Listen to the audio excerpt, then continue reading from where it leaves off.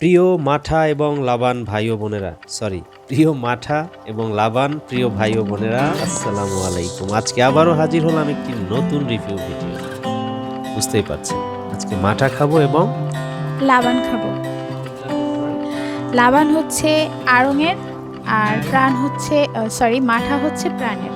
আচ্ছা, তো আমরা খুঁজেছিলাম যে আড়ঙের মাঠা হয় কিনা বা প্রাণের লাবান হয় কিনা। পাইনি, হয়তো থাকতে পারে। যখন আমরা পেলে সেটা আপনাদের সামনে আবারও রিভিউ করে দেখাবো। আজকে জাস্ট একটা জিনিস বোঝানোর জন্য এটা রিভিউ করতেছি, সেটা হচ্ছে যে লাবান আর মাঠা দুটো খেতে প্রায় স্বাদ খুবই কাছাকাছি, বাট দুইটার নাম ভিন্ন কেন? হ্যাঁ, এবং দেখতেও কাছাকাছি, কিন্তু দুইটা টেস্টের কি কি পার্থক্য আছে এবং দুইটা কিভাবে বানানো হয় মূলত সেটাই আপনাদেরকে দেখাবো।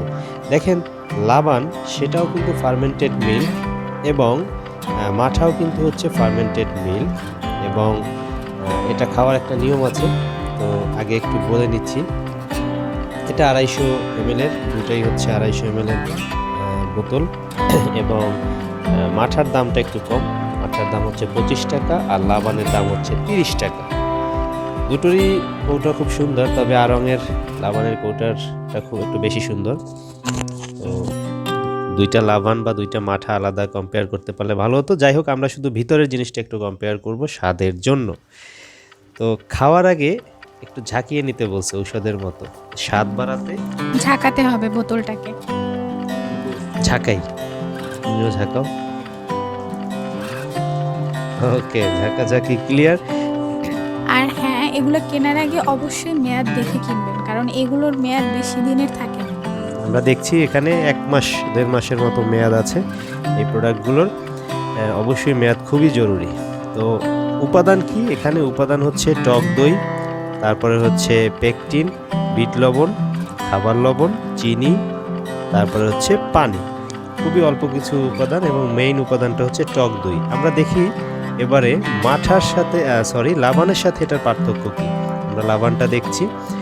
লাবানের উপকরণগুলো যদি আমরা একটু খেয়াল করি, এখানেও দেখছি টক দই, চিনি, লবণ, বিট লবণ, স্ট্যাবিলাইজার এবং পানি। তার মানে দুটোই টক দই দিয়ে তৈরি, একই জিনিস, কিন্তু একটাকে লাবান বলা হয়, একটাকে মাঠা বলা হয়। কেন? সেটাই খেয়ে আপনাদের সাথে শেয়ার করতেছি। এবং দুটোকেই আমরা হচ্ছে ফ্রিজে রাখতে হবে ভালো রাখার জন্য। আর এগুলো একটু ঠান্ডা খেতেই ভালো লাগে।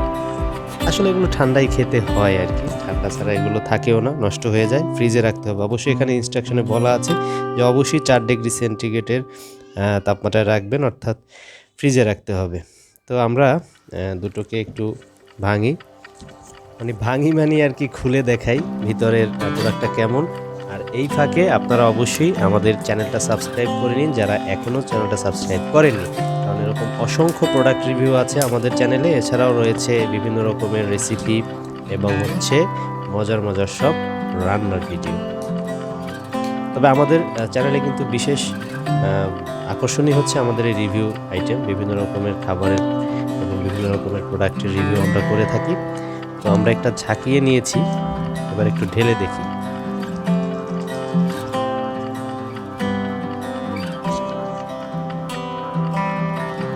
ঢালছি একদম দইয়ের মতো, খুবই ঘন দেখা যাচ্ছে।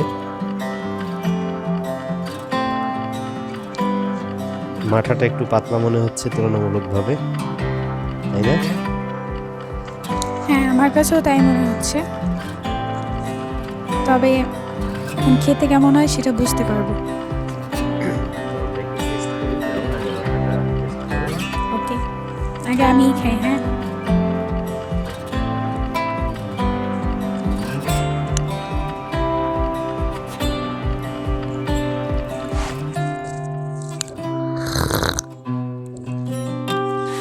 পানিও শব্দ করে খাইতেছো। আচ্ছা, আমি বোতল থেকে খেলাম, এবার তুমি হচ্ছে গ্লাস থেকে খাও।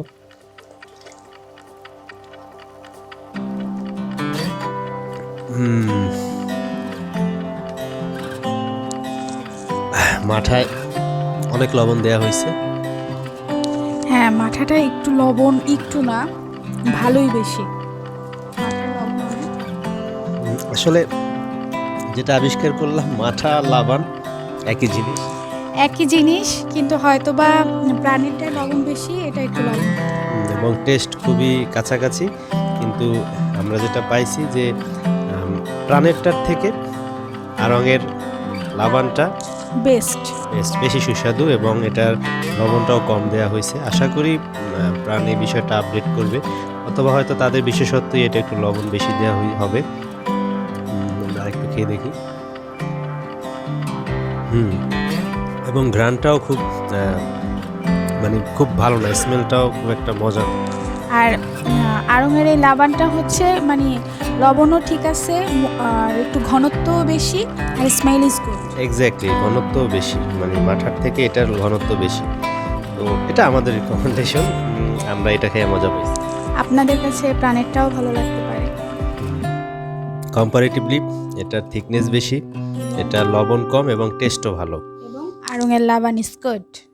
এবং এটার হচ্ছে থিকনেস বা ঘনত্ব কম, তারপরে হচ্ছে লবণ বেশি, আর ফ্লেভারটাও মজা না। So I think you can try both, এবং আপনারাই ডিসাইড করেন কোনটা খাবেন। তো ধন্যবাদ সবাইকে এতক্ষণ আমাদের সাথে থাকার জন্য। আশা করি চ্যানেলটা সাবস্ক্রাইব করে আমাদের অন্যান্য রিভিউ ভিডিওগুলো দেখবেন। তো আমরা আরেকটা কাজ করলে কেমন হয়, এই দুইটা মিক্স কইরা যদি খাওয়া হয় তাহলে কি স্বাদ কেমন হয়, ককটেল বানিয়ে? আমি জানি না, আমি খাইতেও চাই না, তুমি ইচ্ছা করলে খাও। কি বলতে চাইছি? বলতে চাইছি আপনারা যদি অন্য কোনো প্রোডাক্টের রিভিউ দেখতে চান কমেন্ট করে জানাতে পারেন। ওকে, আল্লাহ হাফেজ। আল্লাহ হাফেজ, থ্যাংক ইউ।